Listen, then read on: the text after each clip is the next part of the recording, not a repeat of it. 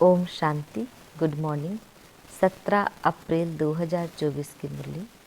मीठे प्यारे बाबा, हम बच्चों से कह रहे हैं, मीठे बच्चे, यह वंडरफुल पढ़ाई बेहद का बाप पढ़ाते।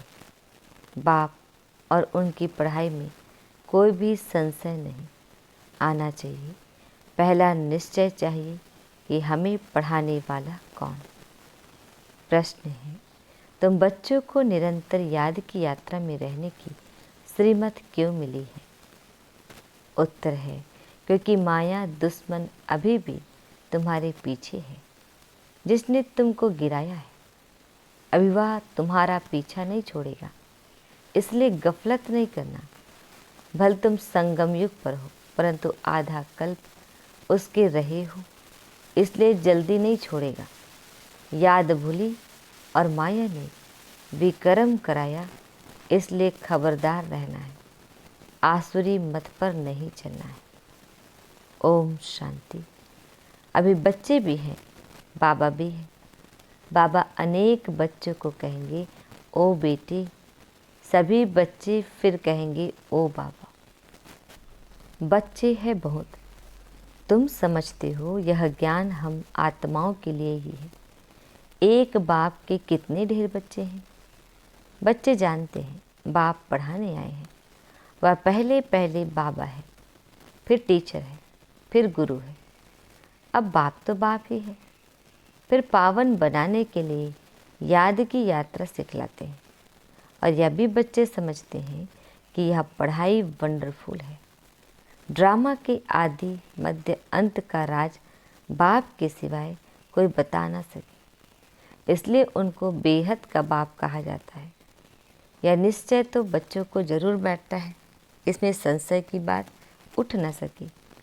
इतनी बेहद की पढ़ाई बेहद के बाप के सिवाय तो कोई पढ़ा न सके। बुलाते भी हैं कि बाबा आओ, हमको पावन दुनिया में ले चलो, क्योंकि यह है पतित दुनिया। पावन दुनिया में ले जाते हैं बाप। वहाँ थोड़े ही कहेंगे बाबा आओ पावन दुनिया में ले चलो। बच्चे जानते हैं हम आत्माओं का वह बाप है, तो देह का भान टूट जाता है। आत्मा कहती है वह हमारा बाप है। अब यह तो निश्चय रहना चाहिए, बरोबर बाप के बगैर कोई इतनी नॉलेज दे नहीं सकता। पहले तो यह निश्चय बुद्धि चाहिए। निश्चय भी आत्मा को बुद्धि में होता है। आत्मा को यह ज्ञान मिलता है हमारा यह बाबा है। यह बहुत पक्का निश्चय बच्चों को होना चाहिए। मुख से कहना कुछ भी नहीं है। हम आत्मा एक शरीर छोड़ दूसरा लेती है। आत्मा में ही सब संस्कार है। अब तुम जानते हो बाबा आया हुआ है, हमको ऐसा पढ़ाते हैं, कर्म सिखलाते हैं, जो हम इस दुनिया में अभी आएंगे नहीं। वह मनुष्य तो समझते हैं इस दुनिया में आना है, तुम ऐसे नहीं समझते हो। तुम यह अमर कथा सुन अमरपुरी में जाते हो। अमरपुरी अर्थात जहाँ सदा अमर रहे। सतयुग त्रेता है अमरपुरी। बच्चों को कितनी खुशी होनी चाहिए। या पढ़ाई सिवाय बाप के और कोई पढ़ा ना सके। बाप हमको पढ़ाते हैं, और जो टीचर्स हैं वह ऑर्डिनरी मनुष्य है। यह तुम जिसको पतित पावन दुख हरता सुख करता कहते हो, वह बाप अब सम्मुख पढ़ा रहे हैं। सम्मुख होने बगैर राज्यों की पढ़ाई कैसे पढ़ाएं?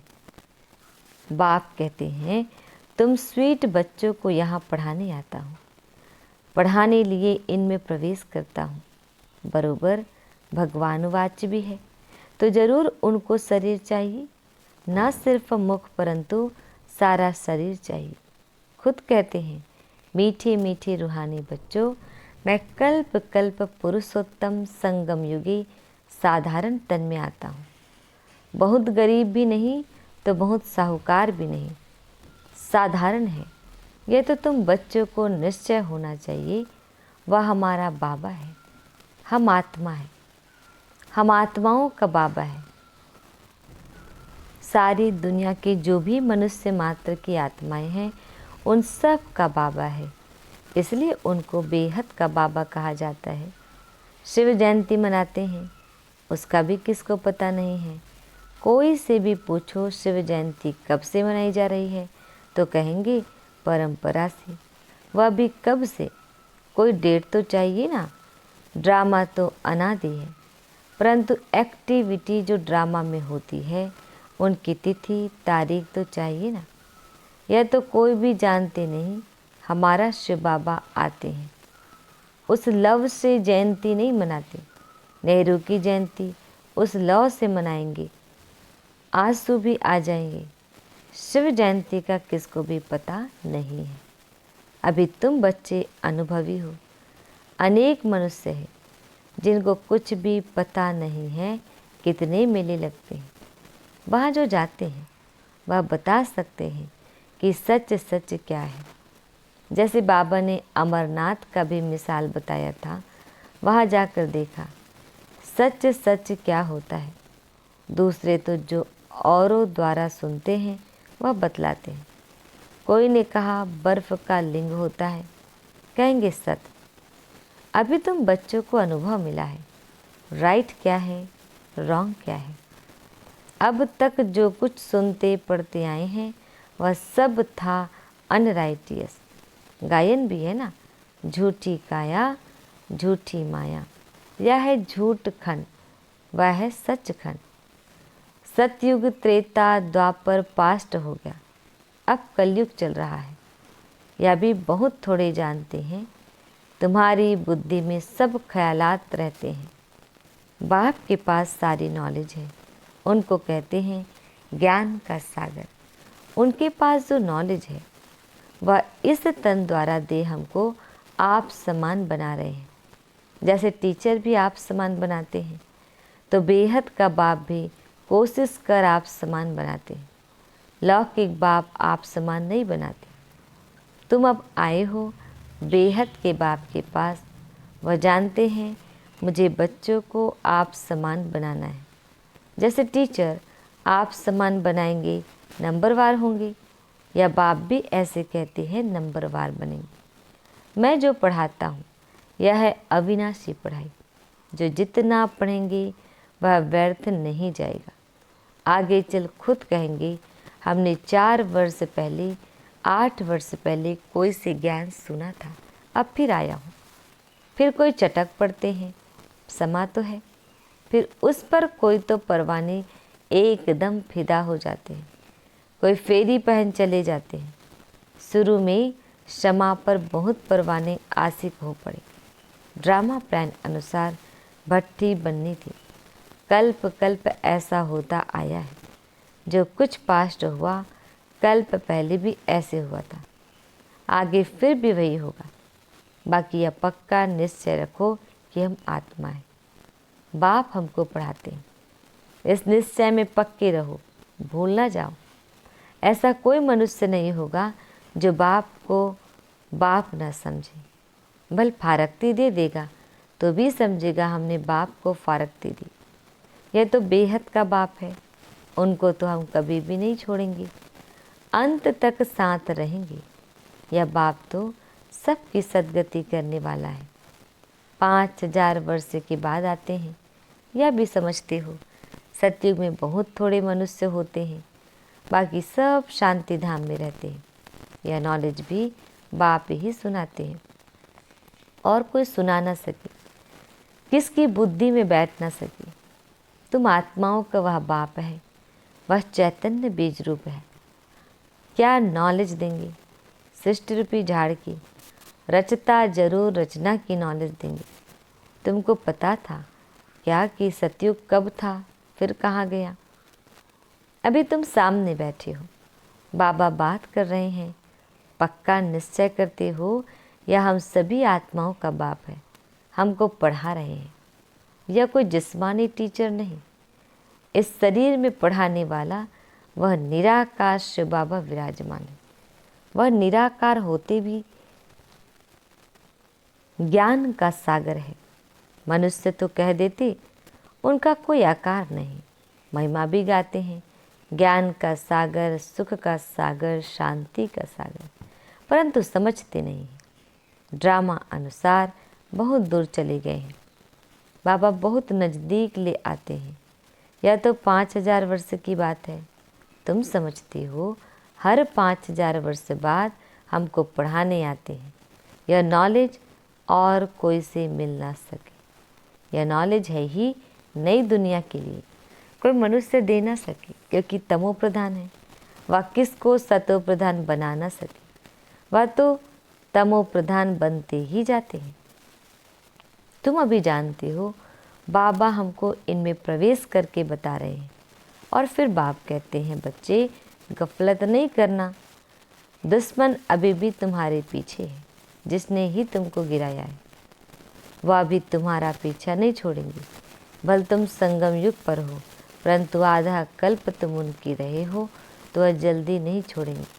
खबरदार नहीं रहेंगे, याद नहीं करेंगे तो फिर और ही विक्रम करा देंगे। फिर कुछ ना कुछ चमाट लगती रहेगी। अभी तो देखो मनुष्यों ने अपने को आपे ही चमाट मारी है।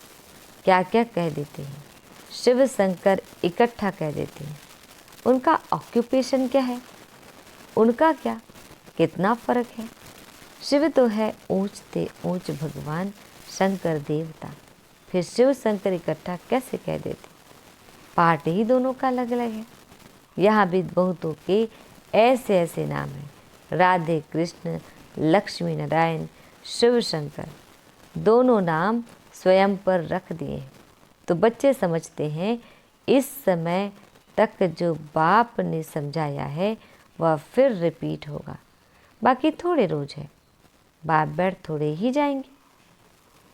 बच्चे नंबरवार पढ़कर पूरे कर्मातीत बन जाएंगे। ड्रामा अनुसार माला भी बन जाएगी। कौन सी माला? सब आत्माओं की माला बन जाएगी। तब फिर वापस जाएंगी। माला नंबर 1 तो तुम्हारी है। शिव बाबा की माला तो बड़ी लंबी है। वहाँ से नंबरवार आएंगे पाठ बजाने।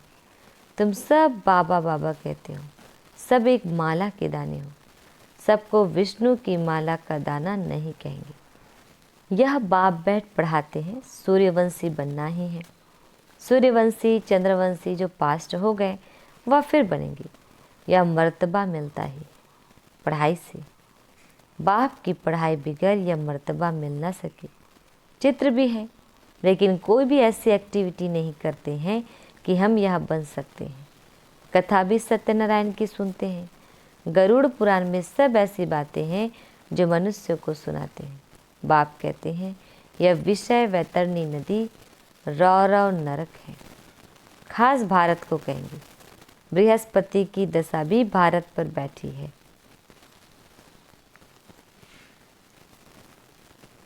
वृक्षपति भी भारतवासियों को ही पढ़ाते हैं। बेहद का बाप बैठ बेहद की बातें समझाते हैं। दशा बैठती है, राहु की दशा है, इसलिए कहते हैं देदान तो छूटे ग्रहण। बाप भी कहते हैं इस कलयुग अंत में राहु की दशा सब पर बैठी है।